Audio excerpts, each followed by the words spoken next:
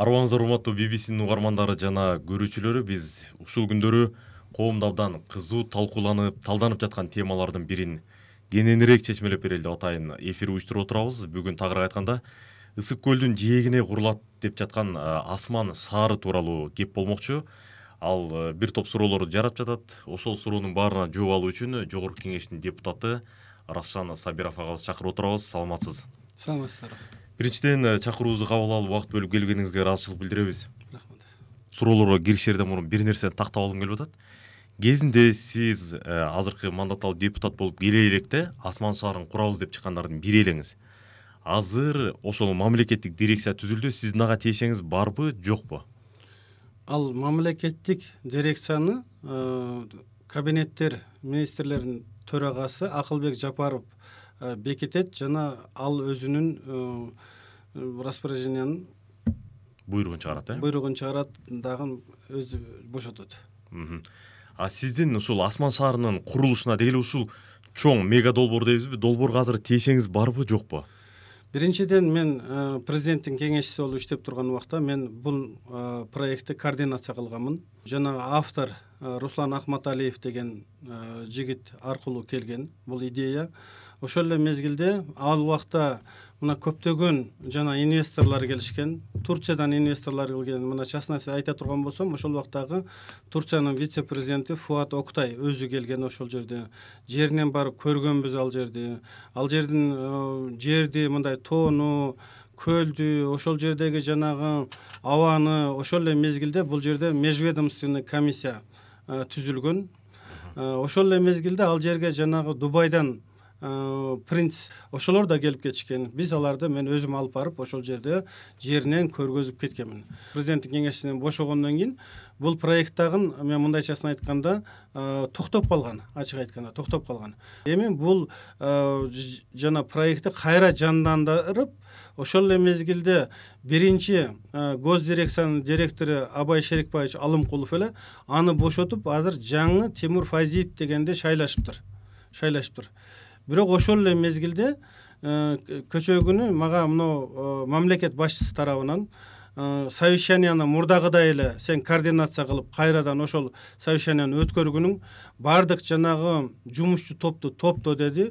Мен буквально мына мурда күнү өкмөт жыйындар залында жыйын өткөрдүм. Ал жерде биз бир топ тапшырмаларды койгонбуз. Эмнеге дегенде ал жерге канча этажга чейин салганга болот, бул жердин жана почвасы дейт, анализ чыгарып корутундусун жазып бериш керек. Ошол эле мезгилде сууну кайсыл жерден алып келебиз. Ошол эле мезгилде жана архитектурный жанагы согласительный маселелер бар, экология маселелери бар ал жерде, жарандар менен сүйлөшүү маселелери бар. Бардыгын сүйлөштүк. Конкреттүү маселелер коюлду бүгүнкү күндө. Кайрадан ушул проектти кайра координацияны менимче мага өтө окшойт. Буга чейин кылмыш иши козголуптур, бир топ мындай чуулган иштери бар экен деп аткан Тимур Файзиевдин мамлекеттик дирекциянын башына келгени тууралуу сиз айтып жаткан президенттик кабары бар бекен? Президенттин кабары барбы жокпу мен аны билбеймин. Мен Тимур Файзиевди, ал жигитти мен тааныбайт элем, ачык айтыш керек. Мен мурда күнү мына жыйындар залында тааныштым. Телефондорду да алмаштык. Мындан кийин чогуу иштешебиз деген мындай макулдашууга келдик. Бул бир. Экинчи маселе, муну жанагы министрлер кабинетинин төрагасы Акылбек Жапаровдун жанагы буйругу менен бул жигит бекитилип жатпайбы ал жергечи? Мына сиз айтып атасыз, президент мурункудай эле өзүн координациялай бер деди деп атасыз, президент, туурабы? Ооба. Сиз координациялай турган болсоңуз, ошол эле учурда Акылбек Жапаровдун буйругу менен Тимур Файзиев жетектей турган болсо, кимиңиздер жетектейсиздер? Файзиев жетектейби же сиз жетектейсизби? Меники эми мындайчасын айтканда көзөмөлдөө функциясы мындай үстүртөдөн карап бардыгы мындай координация кылуу да. Бирок ошол эле мезгилде өзүңүздөр билесиздер, бул Тимур Файзиев деген өзү мындай жаш жигит болгону менен, бирок мунугу өлкөдө көптөгөн мындай курулуш Elite House деп мындай таанылат да, компаниясы менен да таанылат. Көптөгөн мындай курулуш иштерин жүргүзүптүр. Кечегинде бул өзүн тааныштырып жатканда бул айтты, мен деди 10 000 квадратный метрге чейин мисалы үчүн квартираларды курганмын деп айтты. бүгүнкү күндө анча мынча сүйлөшүүлөрдү да жүргүзүп баштадым деп өзүнүн ойлорун айтты. Ойлору жаман эмес, ачыгын айтканда. Бүгүнкү күндө мен ойлойм, команданы жакшылап топтоп туруп, ушундай бир тапшырма коюлду. Команданы жакшылап топтоп туруп, анан кийин ал жердин баардыгын жанагы документациясын тактап алып туруп, жети өлчөп биркетиш керек. Дүйнөлүк деңгээлдеги архитекторлор менен кызматташуу маселелери туруп атат бул жерде. Бул жерде ал жердеги жергиликтүү элди эмне жумуш менен, кандай жумуш менен камсыздайбыз. Аларды мисалы үчүн бул нерселерди алдын ала статистикага алганда бир жаранга 17,5 квадратный метр мындай жыл площадь болуш керек. Бул маселелер боюнча мунун баардыгынын статистикалары азыр чыгып атат, Кудай буйруса. Бир күндүн ичинде бир адам канча суу ичет, канча жуунат, мунун баардыгы чыгып атат, Кудай буйруса. Чыгып баардыгы 100% болгондон кийин гана анан бул жумушту жана курулуш иштери ошондо гана башталат. Бишкектин өзүндө мыйзамсыз курулган дагы үйлөргө ошол Elite House деген фирманын, курулуш фирмасынын, компаниясынын тиешеси бар деп күмөндүү болуп келаткан адам кантип ошондой чоң мындай өтө укмуш деген долбоорду жетектеп калды деген суроону берип жатышат. Эми бул суроого бүгүнкү күндө мен жооп бергеним туура эмес болуп калат деп ойлойм. Эмнеге дегенде буга ички иштер органдары өздөрү жооп беришсин. Мен мунун жана ичинен билбейт экенмин. Бул жигит менен мен мына таанышканыма бир 2-3 күн болгону. Ошол эле мезгилде анан бул жигитти мындай сүйлөшүп көрүп бекитишти да. Бекиткен бул жерде Акылбек Усонбекович Жапаров болуп атат. Ошондуктан суроо мне кажется ошолорго болгондо туура болот го дейм. Мен мындайчасын айтканда Кыргызстандын жараны катары эми мурдагы жана жумуштар токтоп калды. Ошол нерселерди жандандыр деди. Мен мына бисмилла деп жандандырып кайрадан кетип атам. Өзүңүз кандай ойлойсуз? Ушул Асман шаары деп атабыз. Бул долбоор абдан жакшы угулганы менен бул реалдуу ишке аша турган долбоорбу? Мындайчасын айтканда, дүйнө бүгүнкү күндө астыга карай кетип атат да. Технологиялар абдан заманбап астыга карай кетип атат. Мурда бизге сотовый телефон бар экен. Мисалы үчүн бир микрорайондо туруп, башка шаарга чалып, без провода сүйлөшөт экен десе, бизге бул жомоктой болуп угулчу эле да, ачык айткандачы. Ошол эле мезгилде бүгүнкү күндө дүйнөдө практика бар да. Мына Сингапурда Smart City деп жанагы акылдуу шаар болуп курулуп атат. Шенженде, Кытайда мына акылдуу шаар курулуп атат. Туркияда курулуп атат, Стамбулда. Жакыныраак жерде ала турган болсок, мына Астана кийинчерээк мына курулду. Ошол эле мезгилде мына азыр Ташкент City курулуп атат. Бирок биз мындай Борбор Азия мамлекеттеринин арасында бүгүнкү күндө биз мындайчасын айтканда инфраструктура боюнча дагы, курулуш боюнча дагы ачык чындык ачуу болот. Биз мындайчасын айтканда артта калып кетип атабыз. Биз замандын талабынан артта калбашыбыз керек. Биз бул нерселерди мындай жакшы ниет кылып, чоң максатты коюп кетип атабыз. Бүгүнкү күндө коомчулук бизди колдош керек. Өздөрүнүн инициативасы менен, өздөрүнүн идеялары менен бүгүнкү күндө анча-мынча жанагы менде Сингапурда мына мисалы үчүн архитектор досум бар эле, ошону алып келей деп атат. Алып кел деп атабыз. Биздин эшик ачык кызматташтыкка. Менин инвесторлорум бар эле, мына мисалы үчүн Францияда деп балдар Францияга чейин барып келишти. Биз аларга эшик ачык, келгиле деп атабыз. Бүгүнкү күндө анча-мынча сүйлөшүүлөр бар. Кудай буйруса буга эл аралык деңгээлде кызыгуу абдан чоң. Мен дагы бир жолу айтып коеюн. Ал жер өзгөчө мындайчасын айтканда мега проект. Бул кылымдын проекти десек дагы мындай жаңылыштык болбойт. Бул 500 000 населенияга рассчитанный экологически чистый город будущего деп коюп атабыз. Бул деген бүгүнкү күндө дүйнөдөгү жанагы жашыл экономиканы жандандырууга дагы мындайчасын айтканда өбөлгө болот да.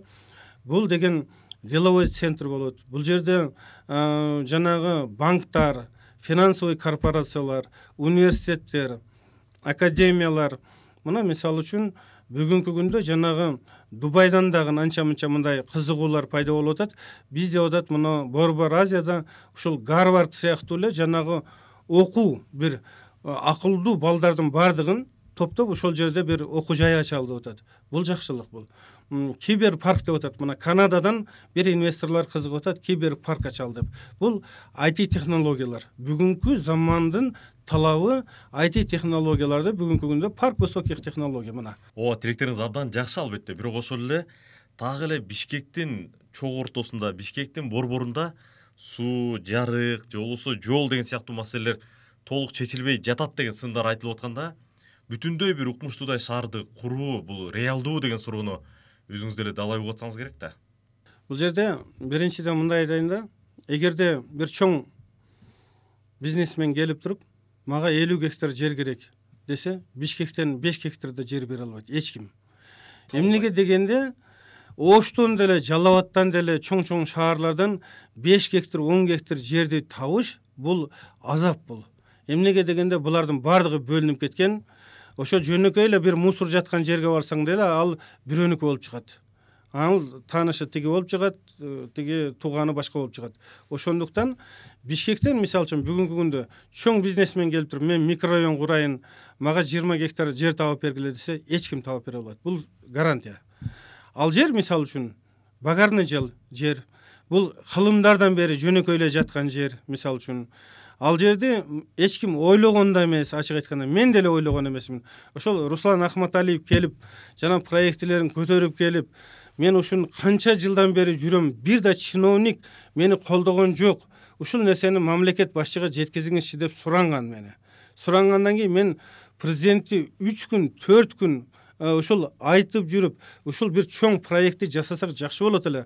Башка өлкөлөрдүн астында дагы эгер ошондой бир сонун шаар курулуп калса, келечек үчүн, бул тарыхтын астында биздин элибизге мындай өзгөчө бир дух пайда болот эле элибизде. Эмнеге дегенде, мамлекет катары бир чоң экологиялык таза жаңы шаар курду мына Кыргызстандын эли деген бир жакшы атка калат элек деген тарыхтын астында дагы деп мен өзүм ушундай угубат эткенмин, ачык айткандачы. Ачык айтканда ушундай, Ачык айтканда ушундай. Ошондуктан анан президент ошол убакта айтты. Ушул нерсе колубуздан келеби? Ушул нерсени алып кете алабызбы деп. Мен айттым, анча-мынча сүйлөшүүлөр болуп атат, бирок ошол башка мамлекеттердин дагы практикаларын үйрөнүп көрөлүк. Да, бул нерсени алып кетсек болот экен. Эмнеге дегенде, бүгүнкү күндө бул реалдуу нерсе экен. Биз ал жерде шарттарын гана түзүп беришибиз керек. Мына мисалы үчүн Дубайда кумдан гүл жасап атышат. А биздин ушундай сонун кооз жаратылышыбыз, сонун абабыз, ушул Берметтей болгон көлүбүз, ушундай сонун кооз тоолорубуз бар. Мисалы үчүн, эмне үчүн биз ошол жерден сонун бир экологиялык таза, акылдуу шаарды кура албайбыз деген, мындайчасын айтканда бир ушундай бир инициатива кетти да. Ошол идея көтөрүлгөндө эле ал жерге курса болот бекен, суу менен камсыздоого мүмкүнбү, жер кыртышы туруштук бере алабы деген сыяктуу маселенин баарын эсептеп көрүп, болот экен, анан болбойт экен деп тактап боло турган болсо, анан шардана кылса туура болот беле же кандай? Реалдуу экен уже. Эмнеге дегенде, бул жерде мына специалисттердин бардыгынын уже эсептери бар. Бул жерде бүгүнкү күндө мынауга жанагы канализация, инфраструктура, башка маселелер боюнча дагы бүгүнкү күндө мындай заманбап технологиялар колдонулат да. Мусороперерабатывающий завод дагы ушул ордунда өзү эле жана упаковка кылып, башка кылып, ордунда эле бардыгы ушу ирет менен мына мисалы үчүн жокко чыгат да. Эми мына ошол тилек ишке ашса, ал жерде жумоктогудай шаар курулат деп жатпайбызбы? Ошол тилектер Бишкектин таштандысы каралбай, ал жерге бир чакан завод кура албай ора тартып аткан учурга туш келип атат да. Бишкектен мен бир аз кабарым бар. Мына жаңы инвестор келди, азыр колго алышты. Бул жактын маселеси да чечилип атат, Кудай буйруса. Эми мындайда эскини оңдогонго чейин эсиң кетет дейт. Ачык айткандачы. Биз эскиден баштаган жокпуз. Биз жаңыны баштап атабыз. Дубайда кумдан гүл жасашты. Кумдан. Мисалы үчүн, ошол кумга эмне үчүн барып туруп акча салды дегенде, ал жерге шарт түзүп беришкен. Ал жерде мисалы үчүн мына налогторун нөлгө коюшту. Нөлгө түшүрүп коюшкан куруучуларга. Мына алып келген жана строительный материалдарын эндесин жок кылып беришкен, мисалы үчүн. Ал жерде мына мисалы үчүн биз деле мына государственный частный партнерство деп мамлекет жана жеке ишкердин ортосунда курула турган. Бул жерде бюджеттен бир тыйын да кетпейт. Макул, ошол жерге шаар курулду деп коелу, ал жердин жашоочулары кимдер болот, дегиле ким жашайт? Эми бул жерде мисалы үчүн бизде миллиондон ашык мигранттарыбыз мына сыртта жүрөт. ар бир мигрант биринчи иштегенде же машина алат же там алат. Өзүбүздүн мигранттарыбыз мисалы үчүн ал жерде 20-30% өзүбүздүн эле балдар келип туруп, балдарыбыз, кыздарыбыз, ошол Россияда иштеп жүргөндөр, башкалар жанагы бир нече жылга чоюп туруп буну алышпай берет. Бул жерде маселе самый главный андан сырткары мисалы үчүн биздин мыйзамыбызда башка дүйнөнүн кайсы булум бурчунан келбесин квартира алганга укуктуу. Ошондуктан ал жер туристический деловой центр болгондон кийин ким келсе келип алып, ошол жерде жашап, ошол жерде тургуну болуп, ошол жерде жанагы турист болуп, бул жерде бул туристический потенциалы дагы мощный бир импульс болот да булчу. Интернетте абдан кызуу талкууланган маселелердин бири ошол эле дирекцияга жетекчи болуп келди деген Тимур Файзиевдин айтканы боюнча ал жерде ошол эле кытайларга жана башка бир канча өлкөнүн жарандарына 100 гектарлап жерлерди бөлүп берсек болот, алар ошол жерге курса болот деген ойду айткан экен. Ошол абдан кызуу талкууну жаратып, мындай укукту Файзиевке ким берди деп жатышат да. Ушул жагын сиздер талкуулагансыздарбы? Мисалы үчүн мамлекет ал жерде 10% гана алат. Мамлекет өзү тарабынан эмнени берет? Бүгүнкү күндө жерди берет, инфраструктура, ошол эле мезгилде проекттерин бардыгын жанагы согласовать этип беришет. Ал жерде келген инвесторго 90% берилет. Келген инвестор бүгүнкү күндө пожарка менен, же болбосо электрик менен барып, же болбосо архитектор менен барып, айыл өкмөтү менен барып, аким менен, губернатор менен барып, алар менен контакт кылбайт. Бул жерде госдирекция гана контакт кылат. Госдирекция алар менен контрактты түзөт. Ошол эле мезгилде ал жерде биз мурда айтканбыз жанагы турецкий квартал мисалы үчүн, арабский квартал, эгерде ошондой чоң ар бир дүйнөнүн жанагы мамлекеттердин өздөрүнүн чоң инвесторлору келет да. Мага мисалы үчүн 50 гектар жер керек. Мен ушул жерге арабский квартал курам десе, биз ошолорго берсек болот мунчу. Берсек болот. Мен турецкий мына мисалы үчүн жана квартал курам десе берсек болот муну. Итальянский квартал курам десе берсек болот. Английский квартал курам десе берсек болот булардын бардыгынча. Биз эмне үчүн бүгүнкү күндө бул нерсенин кандай квартал курулушуна байланыштуу болбосо дагы, кандай болгондо дагы курулдубу? Бул Кыргызстанда калат. Ошону биз туура түшүнүшүбүз керек. Мына ошол эгер жерлер берилсе, бара-бара адегенде 100 гектар, андан кийин андан ары кеңейип кете бербейби деген кооптонууга негиз барбы же жокпу? Эми бул жерде мына жана 10% мамлекет алып атпайбы? Ар бир келген ким келип курбасын 10% мамлекеттики деп атабыз. Буну менен биз мисалы үчүн бир строительный компания мисалы үчүн мына 1000 квадрат метр курду да. 1000 квадрат метр кургандан кийин 100 квадратын мамлекетке берет. Биз муну менен эмнени чечебиз? Биз болуп көрбөгөндөй 30 жылдан бери мына социальный жилье деп коебуз, турак жайда, социалдык турак жай маселесин ушул 10% менен гана чечебиз. Бизде жанагы 30 жылдан бери чечилбей келаткан жана социалдык жана турак жай маселесин биз ушул 10% менен чечебиз. Это 1 миллион квадратный метр деген бул мамлекетте мисалы үчүн бериле турган нерсе да. Муну менен биз жана жарандарыбызды, аз камсыз болгон үй бүлөлөрдү, жанагы анча-мынча жанагы квартираларды бергенде анча-мынча жанагы очередте тургандарга, муктаждарга биз булардын баардыгын ушуларды берген жатпайбызбы? Акчаларын салышсын. Бизде дагы бул жерде өзүбүздүн чоң-чоң жана байларыбыз бар. Анча-мынча жана акчаларын сыртка алып чыгып кетпестен алып келип туруп ошол жерге курушсун мына. Ошол жерде сонун этно комплекстерди курушсун. Биз туристический потенциалды мындай анализдеп көргөндө мамлекетибизге келген 90% турист Ысык көл регионуна келет да. Ошондуктан ошол жерди алып туруп эң ыңгайлуу, эң сонун шаар болот экен деген анализ менен бүгүнкү күндө баштап жатпайбыз, Кудай буйрса. Дагы бир маселени айтып калдык, мына социалдык турак жайга абдан муктаждык чоң деп. Ошондой шартта Бишкекте жашап иштеп жаткан мугалим же дарыгер, ошол сиздер мынакей Асман шаарынан үй бөлүп бердик десеңиздер, ошол жака барып келип иштейби же кандай болот? Же ал жактан алып аны сатып жиберүүгө мүмкүнчүлүгү болобу? Ал маселелерин эми бул өкмөт өзгөчө кийин өзүнүн бир механизми болуш керек. Ал маселелерди өздөрү мындай чечсин. Бир инвесторду алып келип туруп, мына башка мамлекетке тыйын салдыруу бул өзгөчө чеберчилик. Бул эмне үчүн? Мына сиз чоң бизнесмен болсоңуз, башка мамлекетке барып, сизге сонун шарт түзүп берсе дагы, сиз өзүңүздүн акчаны салып ошол жерде бизнес кылууну сиз 7 жолу ойлонуп туруп анан гана саласыз, эгерде сизге ошол нерсе ыңгайлуу болсо, пайдалуу болсо. Ысык көлдү абдан жакшы билген, ошол жердин кулуну, керексе кийин ошол облусту жетектеген Эмил Каптагаев дагы бул долбоорго мындай күмөн санап турганын, туура эмес болуп каларын айтып жатат. Буга сиздин пикириңиз кандай? Эми ар бир инсандын өзүнүн ой пикири болот да. Эмилбек Каптагаевди мен абдан урматтайм, сыйлайм. Ал мен мындай агайыны дос мамилебиз да бар. Ачык айтканда Ысык көлдүн, Кыргызстандын жарандары баардыгы жакшы билет. Дүйнө жакшы билет. Мен да ал жерде бир нече жолу барып, көрүп, ал жерде жана архитекторлор менен сүйлөшүп, жергиликтүү анча мынча элдер менен сүйлөшүп, ал жерде мындай инфраструктурасын үйрөнүп көрүп, ал жердин жерди көрүп, мындайчасын айтканда баардыгын бүгүнкү күндө көрүп билип атам да.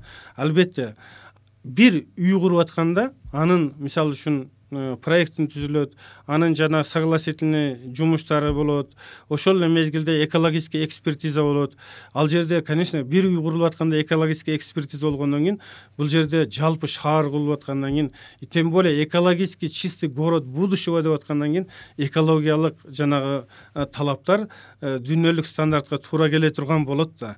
Мына жакында эле мына мамлекет башчы Европага, Глазгого барганда, ошол жерде жанагы дүйнөнү жашыл экономика дегенди бүгүнкү күндө дүйнө абдан колдоп туруп атат да. Европа менен Борбор Азия мамлекеттеринин арасында ал жерде грант негизинде бир чоң акчалар дагы бар да. Булар айтып атат, сиздер бизге бергиле, мега проекттерди бергиле деп атат. Чоң проекттерди бергиле. Ошол жана акчалардан биз каржылап берели деп атат. Бүгүнкү күндө мамлекетте бизде проекттер, эмне проекттерибиз бар, айтыңызчы. Биз бүгүнкү күндө чоң проекттерди сунушташыбыз керек да. Асман шарындык ошол жака сунушталабы? Мен ойлоп атам, келечекте сунуштасак болот мунучу. Сырттан туруп, мисалы үчүн бул нерсени жасап атса бул жакшы эмес, тиги нерсени жасасаң бул жакшы эмес, муну жасап атсаң бул жакшы эмес деп тура бериштик бул эң оңой нерсе. Же болбосо диванда отуруп алып туруп мындай карап туруп жазып коюштук бул эң оңой нерсе. Бирок бул нерсени түнү күнү уктабай ойлонуп, команда топтоп, ал жерге барып, анын ордунан көрүп, ал жерге жана жергиликтүү эл менен сүйлөшүп, келечекте бул шаардын кандай болот мисалы үчүн. Эгерде ушуну кылсак, мына туристтер канчалык деңгээлде келет. Бул жерге мисалы үчүн 20 миллиард доллардай акча керек болуп атат бүгүнкү күндө. Ал акчаларды кайдан табыш керек? Мунун баардыгын ойлонуп, анча мынча түн ичинде уйку болбойт. Эгерде кокустан ошо сиз айтып жаткан инвесторлор менен кийин кандайдыр бир юридикалык талаш тартыштар чыга турган болсо, ким жооп берет? Анын жоопкерчилиги, кепилдиги кимде болот? Жок, биз Кыргызстанда болгондон кийин мамлекеттик орган, уполномоченный орган болот да. Мисалы үчүн ошол жерде жана контракттар түзүлөт. Кыргызстандын мыйзамы менен каралат мунун баардыгы. Бир какой-то талаш тартыш чыгып калсачы. Бул жерде биз мисалы үчүн эч нерсе менен не рискуем. Биз мындай тобокелдикке барган жокпуз. Бул жерде инвестордун акчасы.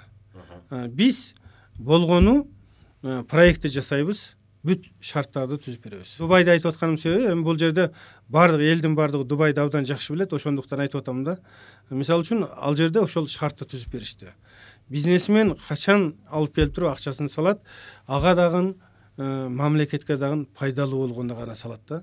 Ошол Дубайдыкын айтып калдыңыз. Ошого окшош шарт түзө алабыз. Ошонукундай мындай реформа, ошончолук кепилдиктер болот деп ишенимдүү айта аласызбы? Бүгүнкү күндө ар бир нерсени баштаганда, инвестор үчүн айтканым да. Жок, инвестор үчүн айтканда дагы бүгүнкү күндө ар бир нерсени баштаганда плюсу жана минусу болот да. Биз ошол нерсени усовершенствовать этип, ошол деңгээлге жеткизели деген ойдобуз. Мына ички инвесторлор да каражат салса болот деп атасыз, андан сырткары тышкы инвесторлор деп. Ички инвестор дагы, тышкы инвестор дагы өзү каражат жумшаса ал жерге, кайра белгилүү бир убактан ошол жумшаган каражатын жана аны кайсы бир деңгээлде үстүнө пайызы менен алып өзү пайда көрүшү керек да. Ошондой шартта алар салды, макул, курулуш курулду. Аны кимдер сатып алат? Аны эгер кыргызстандыктар сатып алса, демек кыргызстандыктардын акчасы анда инвестор менен чыгып кетеби деген суроону коюп жатышат да. Мындай да, ооба, сиз туура айттыңыз. Ал жерде мисалы үчүн деловой туристический центр деп атпайбызбы? Ал жерде мисалы үчүн бир компания келсе, ар бир компаниянын өзүнүн база данныхы бар да, өзүнүн клиенттери бар. эгерде алар бул жерде жашай турган болсо, эгерде жөн эле ал эле шаарда эмес, башка пансионаттарга да тыйынды салсын, башка жанагы производственный предприятияларга да салсын. Ошол шаардын артынан 940 производственный предприятиялар жумушка кирет. Бул жерде аны да эсептеп койгонсуздар, уже эсеби бар мунун. Демек анда сиз чечмелегендей, инвестор өзү эле келбей, өзү менен кошо бир топ кардарларды ала келет деп эсептеп жатасыздарбы? Эми келсе ошолор жакшы болот. Эмнеге дегенде бүгүнкү күндө инфраструктура оңдолот, жаңы жумушчу орундар ачылат. Ал жерде расчету менен алганда 300 миңден ашык жумушчу орундар ачылыш керек. Кыштын өзү эле 2 миллиардтай керек болот. Мисалы үчүн ал жерде 50-60 миллион тонна цемент керек болот. Башка жана строй материалдар керек болот. Ал жерге жумушчу орундар керек болот, общепиттер керек болот. Ал жерде гостиницалар, обслуживающий персонал, стадиондор, дүйнөлүк деңгээлдеги жанагы университеттер. Бул жер өзгөчө бир, мындайчасын айтканда, укмуштай бир чоң проект болуп атпайбы мунун бардыгычы? Ооба. Балчыда азыр Балчыда токтоп турган темир жол ошол Асман шаарына чейин уланабы, курулуш материалдарын жана башканы жеткирүү үчүн? Ошол темир жолду чоюп барыш керек болсо, муну чоюп барышыбыз керек. Эмнеге дегенде инвесторлорго биз айтып атпайбызбы? Строительный компанияларга деп коеюнчу. Мына Франциядан дагы мына Буик деген строительный компания келген жатат. Бүгүнкү күндө биз булардын баардыгын, мисалы үчүн сонун жакшынакай шарттарды түзүп бере турган болсок, булар курат бул жерде жашайтпы, 5 жыл жашайтпы, 10 жыл жашайтпы, бирок курулган нерсенин баардыгы калат.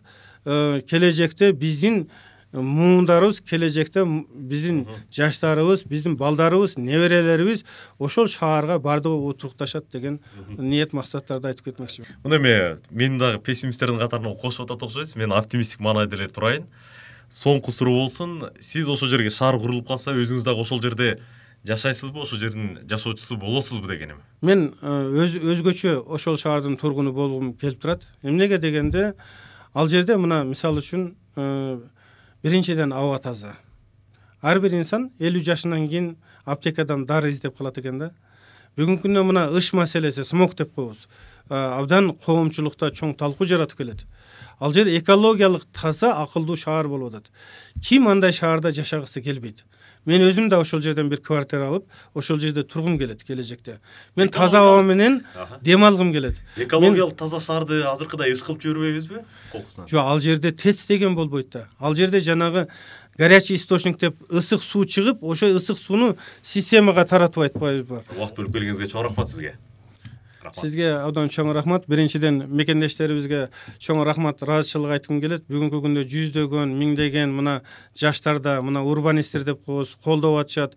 Ал жерде жана шаар деле эмес, ал жерде жанагы порт курушубуз керек деп атат. Ар жагына Диснейленд курушубуз керек деп атат. Бул инициатива, бул идеялар. Мисалы үчүн, мурда мисалы үчүн Google'ду курабыз деп атканда, Google'ду мына баштайбыз деп атканда эч ким ишенген эмес.